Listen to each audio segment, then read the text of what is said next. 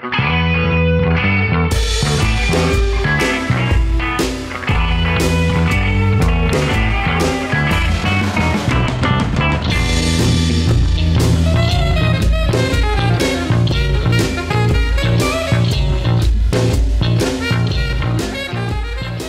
bienvenido a otro programa de Estado de SATS. Hoy tenemos nuevamente a Dimas, Boris y Fernando para trabajar en un nuevo bloque de programas, un nuevo grupo de programas. Ya lo hicimos hace unas semanas tratando el tema de la llamada Constitución, de este proceso que el régimen ha abierto. Pero ahora queremos también un poco cerrar los programas sobre el tema de los 60 años de este experimento llamado castrismo, del proceso también que el régimen continúa para terminar de imponer, porque no tiene otra palabra, esta llamada Constitución. Y bueno, todo el escenario que estamos viviendo en diferentes aspectos, tanto en lo económico como en lo político. Pero queremos empezar hoy por el tema económico, un tema que está dando mucho de qué hablar en la calle, que está en el comentario de muchos cubanos. Y bueno, gracias por estar por acá y bienvenidos a un nuevo programa. ¿Qué se está viviendo en la calle? ¿Qué se está viendo? Porque es un escenario muy particular, es diciembre, fin de año. Decía ya a unos días de que se cumpla 60 años de toda esta situación que hemos vivido, que estamos viviendo en nuestro país. ¿Qué se comenta en la calle? Hay una realidad y es la que motiva tal vez todos estos comentarios.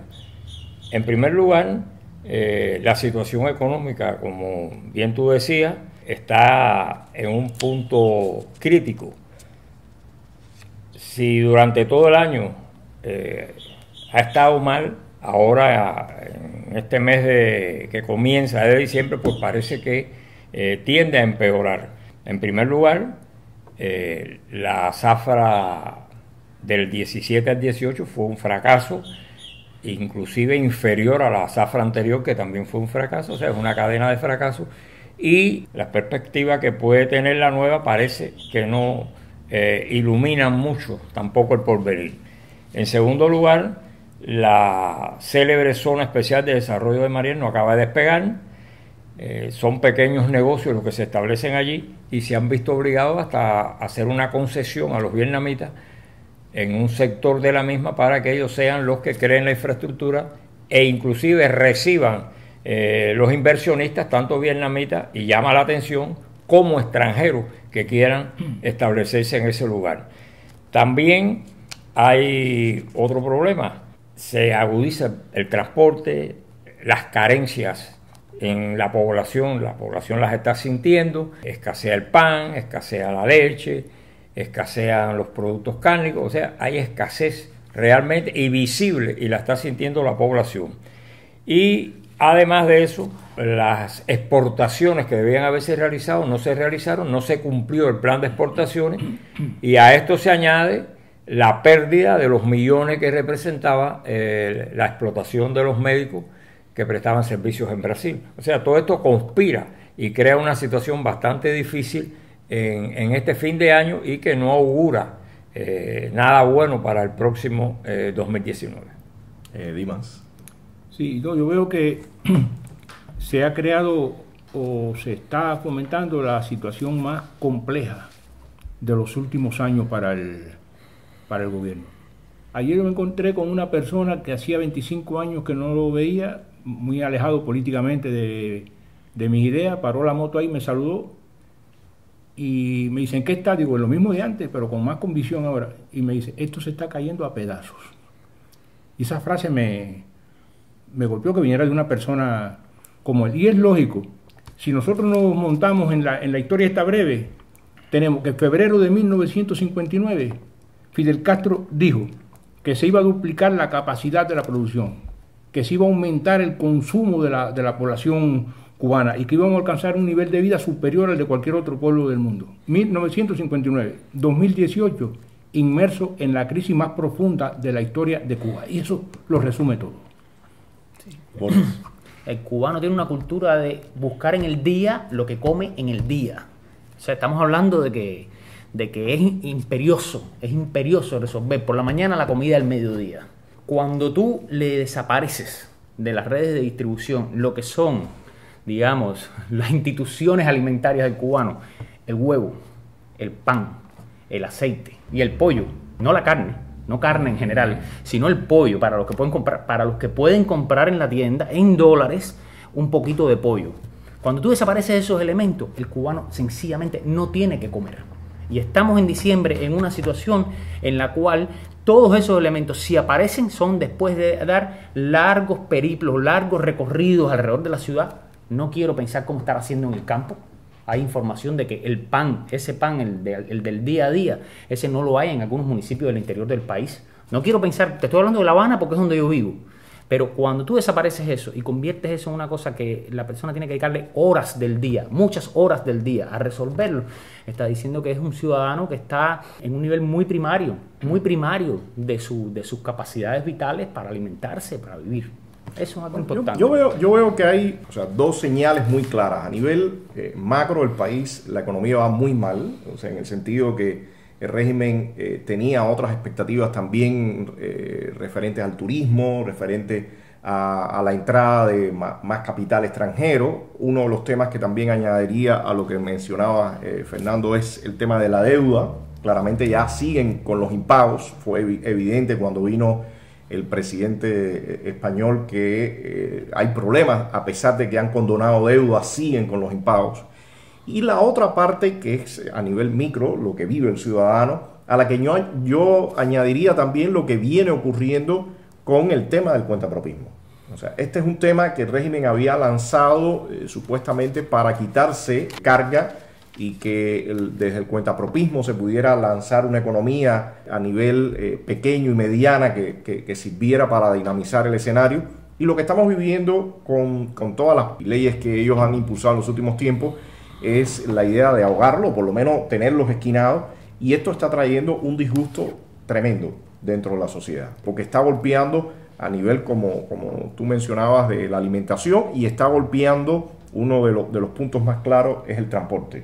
Es muy curioso, yo creo que es primera vez que estamos viendo un forcejeo claro entre distintos sectores de la sociedad y el régimen. Anteriormente siempre el régimen se tenía que enfocar en los opositores, en periodistas independientes, disidentes, como elementos que le creaban disturbios. Ahora ya no. Ahora ya hay muchos elementos, incluyendo hasta el tema de los médicos, que en las últimas semanas ha levantado mucha noticia, y hay médicos que están tomando posiciones claras de disenso frente al régimen, ¿no?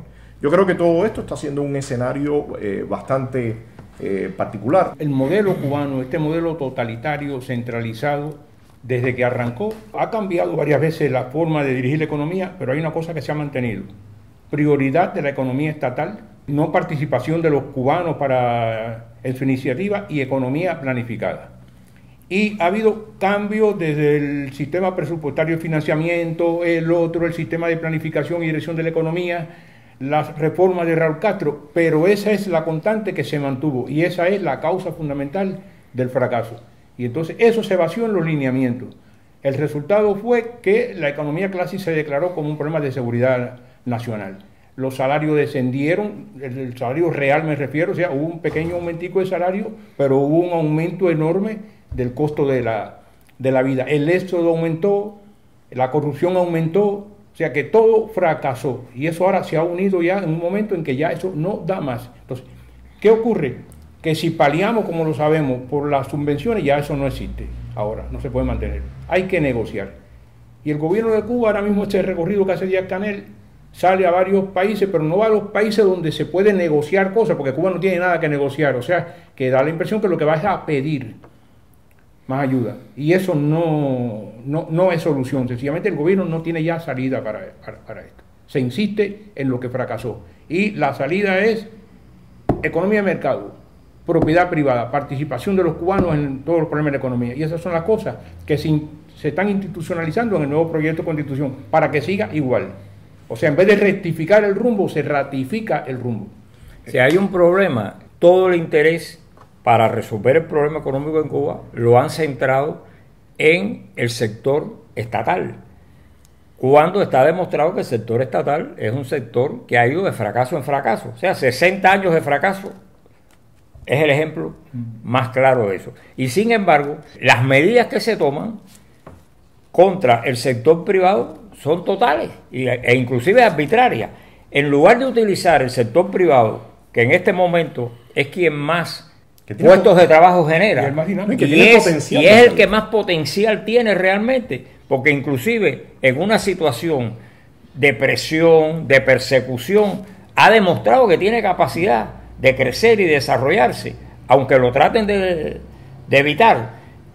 No apuesta por el sector privado, o sea, mantiene la línea dogmática esa de la gran empresa estatal socialista, las unidades básicas de producción, todo eso ha fracasado. Entonces, en lugar de dar un cambio de rumbo e ir realmente a estimular ese sector, que es quien puede aportar a la economía, quien puede desarrollar las fuerzas productivas, y si tú no desarrollas las fuerzas productivas, no hay economía, no hay riqueza. Tienes que crear riqueza para poder después trabajar sobre ella. Eso no se está haciendo. No, y hay algo que hay que decir, o sea, cuando se habla del trabajador del sector estatal, se está hablando de un trabajador que tiene hoy el mismo salario mínimo que había en el momento que Raúl Castro en el 2006 tomó el poder del país. Y Raúl Castro dijo que la economía era lo fundamental, y dentro de la economía lo fundamental, la primera necesidad de una economía que está creciendo o que está realmente en un nivel de prioridad es que los salarios de sus trabajadores mejoren, sobre todo cuando están al nivel de hoy. ¿Cuál es el salario mínimo de Cuba? Son $9. O sea, por ejemplo, cuando tú analizas el sector de la empresa privada que está surgiendo en Cuba, se están dando problemas de abuso de trabajadores precisamente por no estar legislado como es debido toda esa situación. Lo que pasa es que ningún abuso de un trabajador en una empresa privada llega al abuso que significa que después de un mes de trabajo lo que tú percibas sean $9 de salario mínimo y $32 de salario medio. Pero por ejemplo, $32 de salario medio, ningún profesor universitario que no sea doctor o que no tenga una categoría académica muy alta gana $32, ganan menos de $32. O sea, no vaya a ser que la gente piense salario medio $32 y cualquier persona. No, profesores universitarios de este país no ganan $32, ganan menos. Hay un tema que mencionaba Dimas que quiero retomar, que me parece que es eje de toda esta discusión, y es la propiedad. El régimen ha lanzado en este proyecto llamado Constitución que la propiedad estatal socialista sigue siendo la base de la economía en Cuba. Y como bien decía Fernando, es evidente que ha sido un fracaso, no se necesitan más pruebas, realmente el país es una prueba fehaciente de lo que significa este tipo de modelo. Pero el régimen se niega a liberalizar la propiedad, a permitir que los ciudadanos puedan hacer uso de la propiedad. Y también ha dicho que, bueno, que todos estos supuestos cambios llevarían a una nueva ley de empresas. Tratan de vender la idea de que con esa nueva ley de empresas va a existir más autonomía, pero sigue quedando claro que nadie va a ser dueño de la empresa. La empresa va a seguir en manos del Estado. El punto acá es cómo decirle al ciudadano común, que muchas veces no ve y no entiende cuál es la salida real de todo esto que estamos viviendo, que en caso de un cambio de sistema, una democratización, cómo es que se sale de una crisis económica como la que se vive en Cuba. Aunque se ha repetido a lo largo de los años, en realidad la propiedad social nunca ha pertenecido a los ciudadanos. La propiedad social, o sea, todos esos bienes han estado en manos ¿de quién? De los funcionarios del partido y del gobierno, que son los que hacen y deshacen con toda esa propiedad que se supone debía pertenecer a los ciudadanos. Y se repite en el proyecto de Constitución que la propiedad principal es la propiedad estatal. No, porque aquí el ciudadano realmente no ejerce ningún poder ni en las decisiones que se toman con la utilización de las empresas o de las fábricas del Estado. Eso es mentira. El ciudadano lo que hace es cumplir, le dan metas a cumplir, la tiene que cumplir con un salario bajo y le dan una migaja, que es el % si cumple y no tiene problemas de ningún tipo, 10, 15 CUC como estímulo. Eso no funciona así, realmente así no puede funcionar. En conversaciones que uno sostiene con personas en la calle, en la familia, te das cuenta que se trata de identificar los problemas inmediatos con una cosa particular. O es un problema del farmacéutico, o es de la panadería, o es de un ministro. Y cuando tú le explicas de que no, que es que detrás de eso hay un problema, que es que la propiedad tiene una función social. Y eso no es una expresión vacía. Si las personas no tienen acceso a la propiedad, y la propiedad es un estímulo para el interés, para trabajar, para producir, para crear riqueza, y tú estás inhibido de esa posibilidad, pues naturalmente que no puede haber riqueza. Entonces, lo que sí llama la atención en estos momentos es que el gobierno de Cuba, después de haber comprobado, porque lo saben, dónde radican las causas del fracaso, después de tener buenas relaciones con países como China, Vietnam y con Laos, y en esos países todos han tenido que abandonar la economía estatal y aplicar la economía de mercado para que crezca el Producto Interno Bruto, tú entras en la sospecha, bueno, pero ¿por qué no da ese paso? Y dice, bueno, es que entonces lo que más le interesa es conservar el poder, porque no tiene otra explicación ya para mí de por qué una cosa que es tan evidente, que fracasó en todos los lugares, que ha fracasado aquí en 60 años, y yo la coloco incluso ahora en el nuevo proyecto de Constitución, la propiedad estatal como lo fundamental, la propiedad privada, llamado trabajo por cuenta propia, como sea, en el 5º lugar de las 6 formas de propiedad que ellos enumeran, o sea, por ahí abajo. Entonces viene la gran contradicción. El país necesita 2.000, 2.500, 3.000 millones de dólares anuales para que el Producto Interno Bruto crezca. Y los estudios que ha hecho el Havana Consulting Group te plantea de que por la vía de los cuentapropistas se están yendo casi esa cantidad de dinero para invertirlos afuera. Yo quiero que vengan inversionistas extranjeros y los potenciales que tengo en Cuba se van a invertir en otro lugar porque yo no le doy probabilidad. Entonces no me estén echando más la culpa al bloqueo y al imperialismo, sino que las cosas fundamentales están aquí dentro del país. Sí, fue interesante. La Habana Consulting Group sacó que en Panamá los cubanos invirtieron el año pasado cerca de... Eran 3.000 o 4.000, 2.000 millones de dólares, un número increíble. Casi. Era más que lo que se había invertido la inversión extranjera en Cuba el año pasado. O sea, los cubanos sacaron ese dinero de Cuba. El castrismo prefiere controlar todo lo que está pasando aquí adentro y perder ese dinero. Tú decías, ¿qué soluciones hay para el crecimiento económico? Y estamos hablando de lo que hoy llamamos el cuentapropismo, que no es más que la empresa privada cubana, que no la acaban de aceptar y no la acaban de dar desarrollo. Primero, ahora entra en estas regulaciones que entran el día 7 de diciembre en circulación, los cuentapropistas tienen que tener una cuenta en el banco. ¿De quiénes son los bancos en este país? ¿Cuál es la discreción que hay con respecto a los datos bancarios de un cuentapropista en Cuba? Si no hay discreción en nada, en el empresario privado, lo que prima es la desconfianza con ese dinero que va a poner en el banco. Entonces lo primero que hace falta para crecimiento en este país es confianza. Y eso el castrismo no lo puede dar en las pautas que tiene trazadas hoy por hoy. Otra cosa que hace falta, la importación. No hay empresa, no hay posibilidad de crecimiento si una empresa no tiene la posibilidad de importar lo que necesita, pero sin regulaciones y sin ningún tipo. En este momento no hay ni con regulaciones. O sea, un empresario no es que no tiene que pasar 100 procedimientos para importar algo. Sencillamente no hay procedimientos para importar algo. Entonces, lo primero que hay que liberarle a cualquier sector empresarial en crecimiento en Cuba, o vamos a llamarle cuentapropismo en un inicio, a cualquier sector del cuentapropismo en crecimiento en Cuba son las importaciones. Él tiene que importar libremente. Hay otro asunto, la venta de su producción. La venta no puede quedarse aquí dentro de Cuba. O sea, una persona que vaya teniendo éxito en el crecimiento de su empresa, de lo que se trata no es de que se esconda, que es lo que hacen hoy los empresarios que tienen éxito. De lo que se trata es que se le favorezcan las vías para que ese crecimiento se vaya más allá de nuestras fronteras y que pueda vender el fruto de su trabajo incluso en el extranjero. Cualquier cadena de restaurantes que crece en un país latinoamericano crea otros restaurantes en Estados Unidos. ¿Por qué? Porque hay una comunidad migrante muy fuerte de todos esos países y consumen en sus restaurantes. Y eso pasa en Brasil, eso pasa en El Salvador. Hay otro problema. Acceso a Internet. ¿Cómo hoy una empresa va a pensar en el desarrollo si no tiene Internet? Y en Cuba llevan 20 años hablando del Internet. Compadre, es una estafa tan brutal lo que está pasando con el Internet en Cuba. Es una estafa grotesca lo que estamos sufriendo con el Internet en Cuba. Entonces no hay crecimiento empresarial.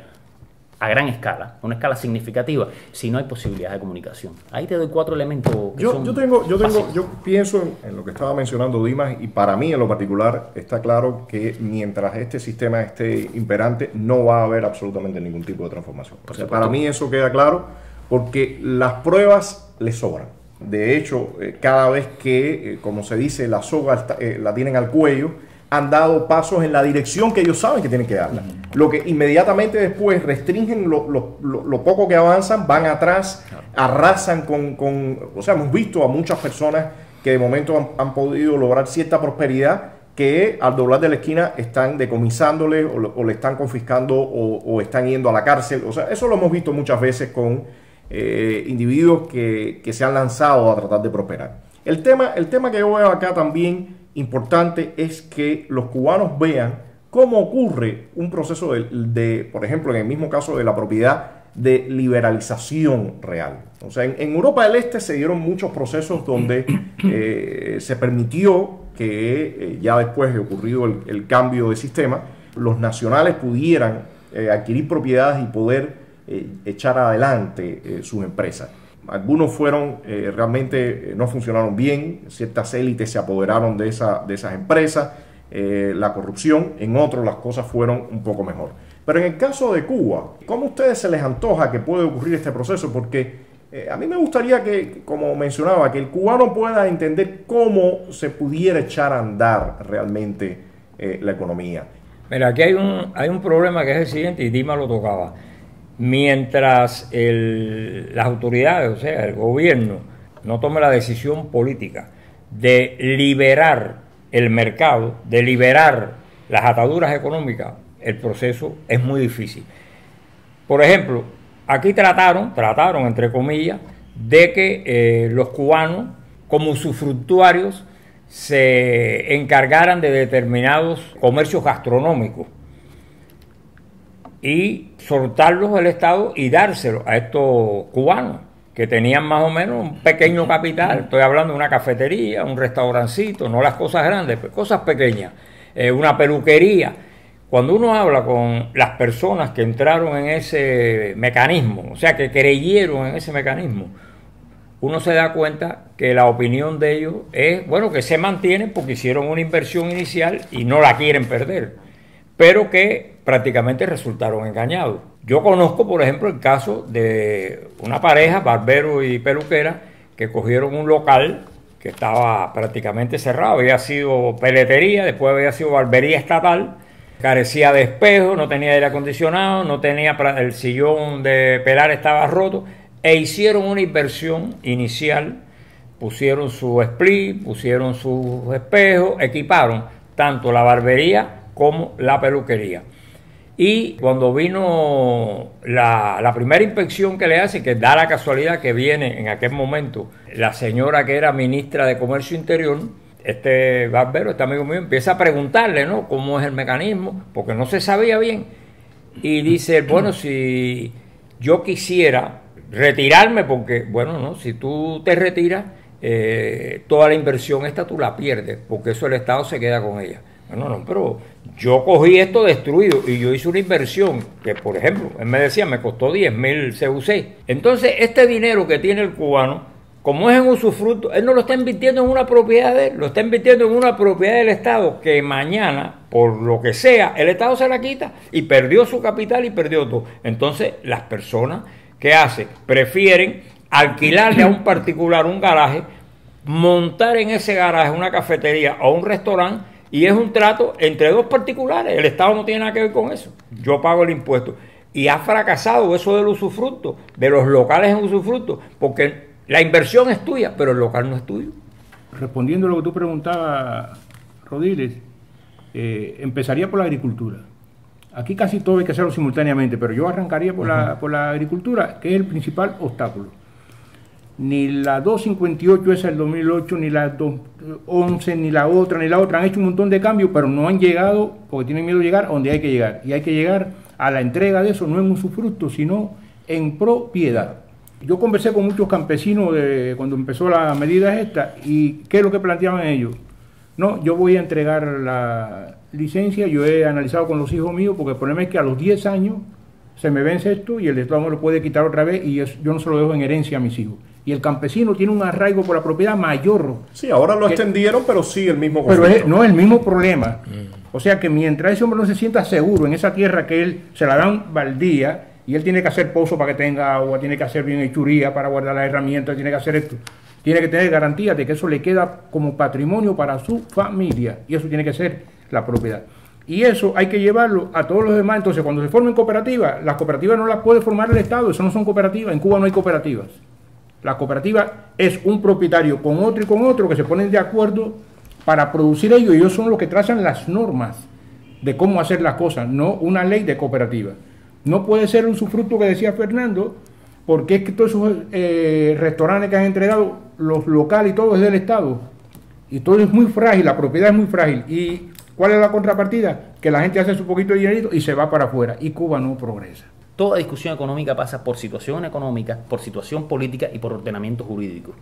No hay posibilidad ahora, o sea, técnicamente sí, pero viable y como proyecto de país no es posible hablar solo de mejoría económica. Eso sería hacer el modelo de China, pretender hacer una cosa de China o algo por el estilo. Eso, China no ha fracasado, pero va a fracasar. O sea, esto es una crónica de una muerte anunciada. Todos esos sistemas donde se pretende tener el control político y liberalización económica. Crónica de una muerte anunciada. Lo que pasa es que todavía no ha fracasado desde cierto punto de vista. Sin embargo, en Alemania, cuando se unieron las dos Alemanias, se creó, claro, estaba el capital político y financiero de la Alemania federal y la miseria y la falta de institucionalidad de la Alemania democrática. Cuando se unieron las dos Alemanias, se creó el fideicomiso. Y la función del fideicomiso fue una sola: privatizar todas las empresas estatales de la Alemania democrática. Eso no tiene ninguna duda. Y en Cuba no hay una Alemania federal, pero en Cuba hay un exilio muy poderoso económicamente. Y entonces, en ese proceso de privatización, la relación familiar que hay en el vínculo entre la nación, los que estamos en la nación, y nuestro exilio, que son nuestra familia, jugaría un papel fundamental en ese aspecto. Y eso generaría una cantidad de empresas, de empleo, eso generaría infraestructura de por sí misma, porque ya ellos la tienen hecha, Sería algo semejante a lo que hizo la Alemania federal. O sea, ya el exilio cubano tiene infraestructura, el exilio cubano tiene el know-how, lo que ahora se le llama know-how, que es el conocimiento. El exilio cubano tiene todo lo que es necesario para vigorizar esa estructura económica completamente pálida y deteriorada. Pero ahí vamos a la otra parte. Como mismo, situación económica, situación política y ordenamiento jurídico van de la mano, es como un mensaje que se le manda al castrismo, esto también se le tiene que mandar a ese proceso de transición. Desde el mismo inicio de ese proceso tiene que haber transparencia financiera y funcional de todo lo que está pasando en el aparato político, porque si no, es sí o sí. O sea, si no, no hay duda de que ese fideicomiso se va a corromper. Si no, no hay duda de que ahí se va a crear un clientelismo. Si no, no hay duda de que el que esté al frente del fideicomiso será un gran corrupto. O sea, es un fenómeno donde la privatización es sí o sí, es imprescindible. Y por otro lado, la transparencia política y el funcionamiento de los órganos de gobierno. Nunca hablaré solo de economía como una cosa ajena a lo que está pasando a nivel social y a nivel político.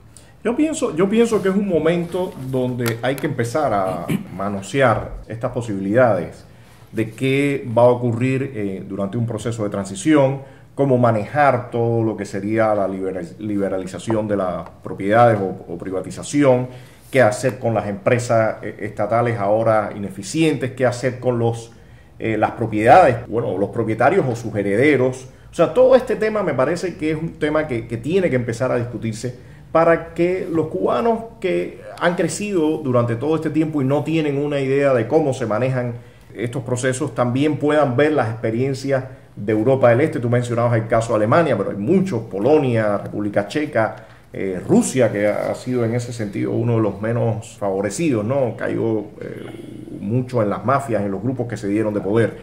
Yo pienso que esto es importante para que el cubano entienda cuál es la salida del atolladero en que estamos. Es evidente el papel que va a jugar el exilio, toda esa diáspora que está muy cercana también, la que está en Miami, hay en otras partes, pero esta que está muy cercana. Y es evidente también lo necesario de que el cubano que vive en la isla sea de todas formas el principal protagonista de todo este proceso. Porque de lo contrario, las insatisfacciones que se van a crear y los conflictos que se van a crear no augurarían un tránsito realmente tranquilo y sí muchos conflictos internos dentro de la sociedad. Pero de todas maneras te digo, o sea, cuando se dice que el cubano de la isla sea el protagonista, no se debe perder de vista que cuando se pasa a una liberalización de la economía cubana y a una democracia desde el punto de vista político, el exilio cubano viene con plenos derechos como ciudadano cubano. Y de lo que se trataría, solo te digo, y de lo que se trata es de tener una capacidad, o sea, como institucionalidad política, tener la capacidad de regular ese proceso, porque eso va a ser un proceso traumático. El asunto ahí que yo veo, Boris, es que quienes están en Cuba no tenemos capital para competir contra personas que están del lado de allá que tienen capital.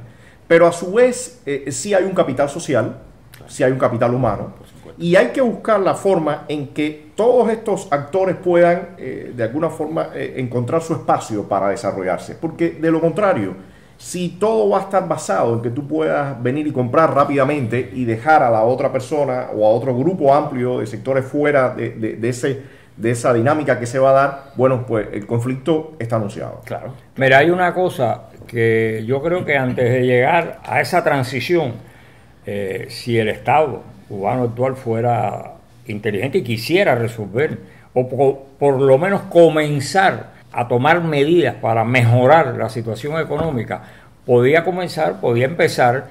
Hay toda una serie de pequeñas fábricas, de medianas fábricas, que están paralizadas, que no funcionan, que no producen. Y sin embargo, aquí hay ciudadanos, grupos de ciudadanos que tienen interés y están produciendo primitivamente esas cosas que podían hacer en esa fábrica de forma ilegal y sin una gran productividad. Simplemente, si usted libera esas fábricas que no le producen nada, que no le dan nada, y la entrega a esos grupos de cubanos, hay personas preparadas y que hacen miles de cosas, pues eso sería un camino y un poco que jugaba con esto que dice Rodríguez. No hay que esperar que venga el capital cubano que está en el exilio. No, ya se pueden ir haciendo cosas. Por ejemplo, yo conozco aquí personas que empezaron fabricando accesorios de goma para automóviles, etcétera, y llegó un momento en que llegaron a tener montado ahí en la calle Valle, detrás del cine Astral, ahí había un señor que tenía montado un tremendo taller que prácticamente abastecía de todos los artículos de goma que usaban los automóviles. Y un buen día llegó la policía y se lo cerró y lo quitó. No había donde resolver. Después apareció uno por Aguadulce, frente al cine Florida. Igual, de una fábrica de esa y deje que el hombre produzca. No tiene que importar. Están diciendo, hay que sustituir importaciones. Sí, pero usted persigue al productor cubano y no le permite que sustituya importaciones si no es estatal. Porque era privado. Entonces, ahí hay un camino que pueden resolver. En el año 53, 54, mi madre, que se dedicaba a vender ropa por el campo, en Bayamo montó una crianza de pollos. Digo porque ahora salió la noticia de que a lo mejor España, un negocio con España para los pollos. ¿Cómo se resuelve ponerme los pollos? Mi madre compraba semanalmente de 100 a 200 pollitos en Santiago de Cuba, acabados de nacer. Los ponía en la calentadora y a los 2 meses ya esos pollos estaban a la venta. Entonces la empresa Purina te vendía el pienso, las medicinas que había que darle, el bebedero, el no sé qué, no sé cuánto. Y nosotros abastecíamos a 3 hoteles grandes de Bayamo, los 3 en New York, los abastecían de mi casa. Los banquetes que daban los viernes y los sábados, el Club de Rotario y el Club de Leones, esos pollos salían de mi casa. Y la única carnicería que había en Bayamo, con neveras en aquella época, había pollo congelado, esos salían de ahí de mi casa. Y mi mamá se dedicaba a vender ropa por el campo y mi papá torciendo tabaco ahí en la casa. Y entre la familia atendíamos eso ahí. Fíjate qué sencillo. Sí, pero como diría Díaz-Canel, ustedes estaban tratando de montar una plataforma neoliberal. Hay un tema importante. Las empresas de hace más de 30 años en Cuba se están creando sociedades anónimas. Nadie dice cuándo se desgaja de esa propiedad de todos, entre comillas, a sociedad anónima. Nadie lo dispone. Por ejemplo, la empresa de telecomunicaciones de Cuba, un monopolio estatal, es una sociedad anónima. La sociedad anónima en ningún caso es propiedad estatal. La sociedad anónima tiene unas regulaciones que están desde el mismo origen de las sociedades anónimas y que supone que un conjunto de inversores se reúnen para desarrollar la empresa. O sea, ¿dónde está la explicación a la nación del momento en que le quitan de su capital de propiedad una empresa específica y se la dan a las sociedades anónimas estatales. ¿Dónde? No, estatales no, las sociedades anónimas, que se sabe que hay un control estatal por atrás, porque estos inversores son testaferros del gobierno cubano. Bueno, para ya ir cerrando, el tiempo se ha escapado rápido y por supuesto quedan muchos temas todavía por seguir discutiendo, pero para ir cerrando este programa, Dimas, ¿algún comentario final? Nada, que hay que cambiarlo todo. Empezando por la base económica, como hemos hablado, hay que implementar la propiedad privada como una de las formas de propiedad fundamental, no subordinada, para cosas secundarias. Eso tiene que ir acompañado, como decía Boris, de las libertades económicas, los derechos económicos, para que, o sea, tener personalidad jurídica sobre esas cosas, y lo demás va a marchar poco a poco, es un proceso complejo, pero se va solo, pero hay que arrancar por ahí. Y lo que ha faltado hasta ahora es voluntad política, que es una peculiaridad de Cuba, es que el sujeto que inició los cambios en el 59 es el sujeto que inició la reforma, es el sujeto que ha hecho la Constitución ahora, y lo que está haciendo es ratificar todo lo que ha hecho daño y lo que ha paralizado la economía. Evidentemente ya desde el tema de la acción política, el gobierno cubano tiene una posibilidad de mandar un mensaje que le genere alguna confianza, y ese es el de reconocer que la sociedad cubana es una sociedad muy diversa, que no hay una unidad de criterio, no una unidad de inteligencia, y convocar a un diálogo de la nación, convocar una especie de proceso de cambio en el que participe toda la ciudadanía. El reconocimiento de que las organizaciones de masa no son tales, de que las organizaciones de masa no tienen función social, de que las organizaciones sociales son una estafa a los derechos ciudadanos, y por ahí podría venir realmente un mensaje de confianza. Yo creo que el camino inmediato que tiene en definitiva el Estado en sus manos es precisamente tomar medidas para liberar la propiedad, incrementar la posesión en el sector privado de esa propiedad y aplicar, sin temor, como hay que aplicarlo, los mecanismos del mercado para que funcione. O sea, no es solamente entregar la propiedad, sino que funcione también los mecanismos del mercado para que esa propiedad entregada a manos privadas pueda producir riqueza, que es lo que interesa, producir riqueza tanto para la mejoría del país como para la mejoría de cada ciudadano. Es lo único que se puede distribuir, lo que se crea. Bueno, yo honestamente les digo, desde mi punto de vista, en ese sentido soy más pesimista, por decirlo de alguna forma. Yo tengo la convicción de que el régimen no le interesa hacer ningún cambio político y por tanto no le interesa hacer ningún cambio económico, porque saben que en la medida, y lo ha mostrado, que empiece realmente a desencadenar todos estos controles que tiene, se le va la situación de control, se pierden el poder. Y en ese sentido me parece que va a ser obligado para los ciudadanos, y en este mismo caso los cuentapropistas, los transportistas, todos, irle arrebatando los espacios al régimen, porque no se los van a dar. Ese es mi criterio. Y por otra parte también en cuanto a la propiedad, sí me parece que es fundamental que comencemos a visualizar o a pensar cómo hacer ese proceso, porque en un momento ya de tránsito a la democracia, esto de liberalizar la economía tiene muchísimos ángulos, muchas visiones distintas. Hay distintos actores que tienen distintas perspectivas de lo que quieren, fuera de Cuba con algún capital, aquí dentro sin capital, profesionales que tienen también todo ese potencial de generar riqueza y no lo pueden hacer. O sea, es muy diverso el escenario que tenemos y me parece muy importante que empecemos estas discusiones para que también que los espectadores que nos vean vayan también interesándose y moviendo sus criterios. Entonces, bueno, les agradezco mucho la presencia. Seguimos en un próximo programa analizando estos temas que son temas que hoy están en la calle y que muchos cubanos se preguntan qué soluciones van a tener después de llegar a este callejón sin salida. Bueno, gracias y nos vemos en un próximo programa.